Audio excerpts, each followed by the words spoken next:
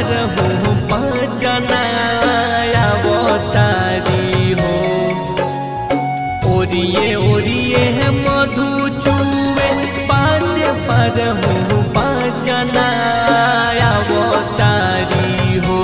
छठी माई मोरी अंगना अवतारी हो। छठी माई मोरी अंगना अवतारी हो।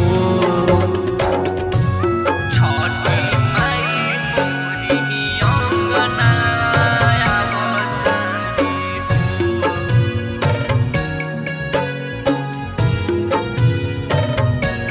छठी माई मोरी अंगना अवतारी हो। उछाले लगा कोयलिया भी बोले निमिया पतैया भी झुरू झुरू डोले। कि बाया रंग फरके अखिया माई अपने से लहरे चुनरिया माई। अंगना पहाड़ी हम सवारी चूड़ी कंगना अवतारी हो।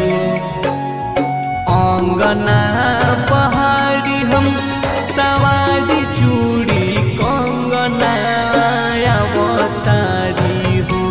छठी माई मोरी अंगना अवतारी हो। छठी माई मोरी अंगना अवतारी हो। छठी माई मोरी अंगना अवतारी हो।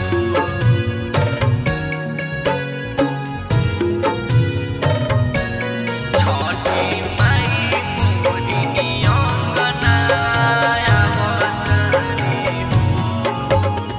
पूर्वा बहे दिया से राधवा के सोर हो। सबके नजरिया निहारियो ही ओर हो। कि हाथ जोड़ी मांगेनी मंगन हवाए माई पूरा कर हमारो सपन हवाए माई। पवन